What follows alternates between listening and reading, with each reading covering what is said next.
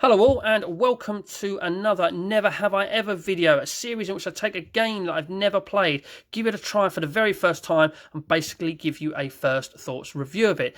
And today the NES is going to make its debut in this series, and today we are going to be playing Isolated Warrior. Now what I normally like to do in this series is to analyse the box art and see how they try and sell it to us, but as you can obviously see, I only have the cart.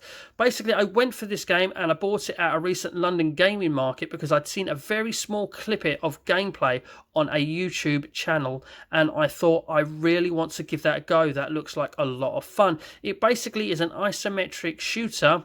Little bit of a run and gun, maybe not as bullet hell as some run and guns can be, but it's isometric shooter and I thought that looks a lot of fun. I have to give it a go. So all we can really look at and analyse with the cartridge is the label here. Obviously they've got Isolated Warrior written on the top there like they typically do in NES fashion, and it looks very old school in the way it pictures. And to be honest with you, from what I know about the game and the small clip I've seen, he is a purple character. That is some haircut there he's got as well, and running along shooting, I think they're aliens or maybe they're robot aliens. I don't know just yet from what I've seen, but as I say, it was very run and gun-esque in an isolated mode, and he does look like that, certainly in colour, and obviously there you go, he's running and shooting. So with that, let's indeed bung Isolated Warrior into the Retron 5 and give it a go.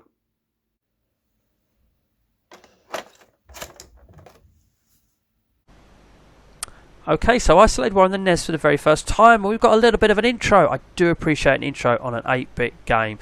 And look at that. Short, sweet, very true representation of the game. We saw our character shooting things. Absolutely brilliant. So Isolated Warrior, new game and password. So we'll press start and get cracking on with our new game, but it's good that it has a password option there. So we get to a certain distance within the game, we'll get a password, we can jot that down or look it up in a cheats book, and we can actually start there and not have to start the game all over again. So it's good that that's there. It is good that that's there. And graphic wise, by the way, I am loving this pre-level screen here. That is brilliant. That is absolutely brilliant. I really do like that. And I saw that on there, it was 1991 as well, so this game is nearly, not quite, but nearly 30 years old as well. As I say, I've already seen some of the gameplay. I pressed A off the bat and that made me jump. B is making me shoot. If I tap that, can I hold it? Yes, if you hold it, it auto fires for you. But yeah, like I said, I've seen some gameplay of it already, so I knew what the level looked like. And I must say, the graphics, again, bearing in mind it's 8-bit, it's nearly a 30-year-old game. It's fantastic. It is fantastic as well. And the music, listening to the music, that is it's very upbeat, it's very funky. I like it. I do like that as well. So the music's not awful for the eardrums, so it's going to be alright to listen to, especially if it's on a loop. I could imagine it's possibly on a loop. A lot of these are sort of older games were. It might change from level to level, I don't know. But again, look at the graphics, that build in there, absolutely brilliant. Absolutely brilliant for an 8-bit game. Really enjoying it.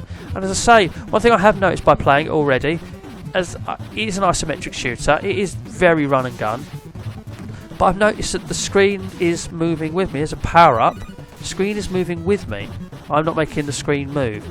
The only problem with that is if there's any enemies make their way to the front of the screen, you're not going to be able to then kill them. Wow, that's gone double spread. Oh, that's a little bit awkward. What if they're in front of me? There we go.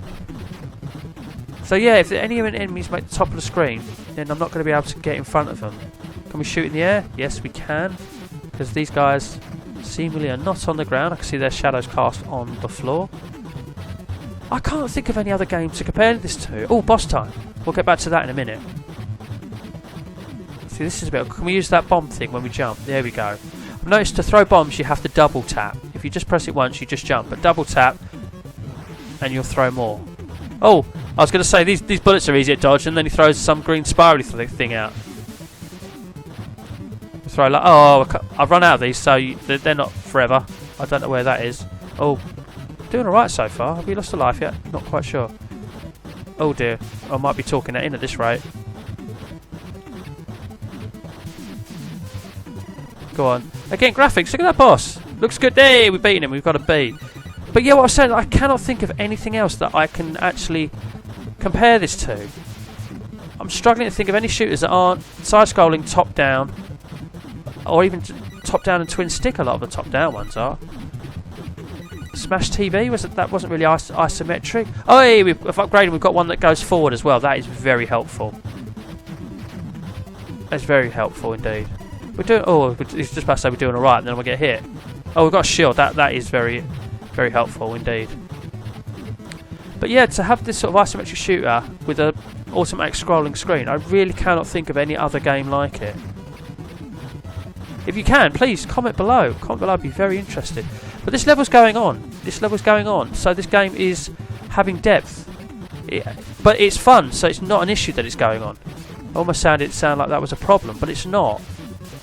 This is a lot of fun, and it's challenging as well, but without being overly challenging. There was a lot then, but you know, if I'd have shot some stuff a bit quicker, that'd have been okay. I've noticed that I have to press start to advance from this screen every time you get there, so at least that's nice. You can compose yourself before you get back in again. Lost all my power-ups, but I've continued from a similar spot. I've gone right back to the beginning. Be interested to find out where the codes come in. So obviously I haven't had one yet. I didn't see one on that screen when I died. Okay, now we're going to have to jump across this gap here, but with an almost scrolling screen, you're going to have to make sure it comes down far enough, otherwise you'll fall down the gap. But the depth of this is brilliant. Well, we didn't mean to fire weapons, but there we go. But again, that music. It's uplifting, it's fun. I like it. Doing alright. Shoot all these green things. Yeah, I mean, the colour palette is limited, you could say that, but it's a NES game. What do you expect at the same time?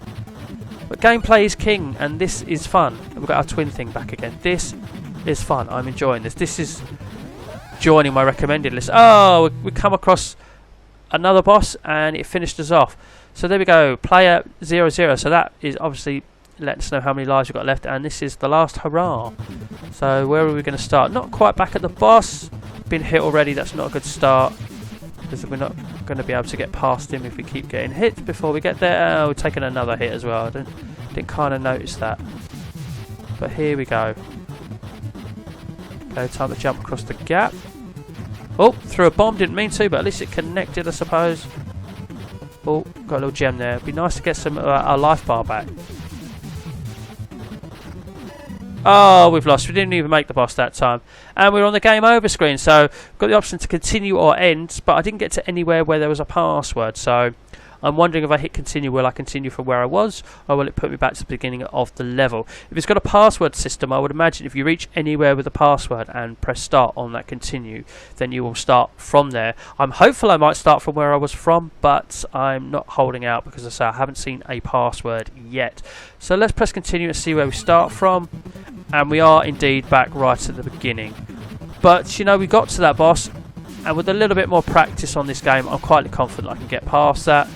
But I don't mind starting again. It's fun. It is fun. It's unique, I think. I don't think I've seen to say. Please tell me in the comments if you know of any other isometric shooter with a run and gun element about it like this. I mean, automatic scrolling screen as well. Isometric shooter. This has got to be a one-off. Got to be. No, it can't be. There might be something else out there. There's a lot of games out there.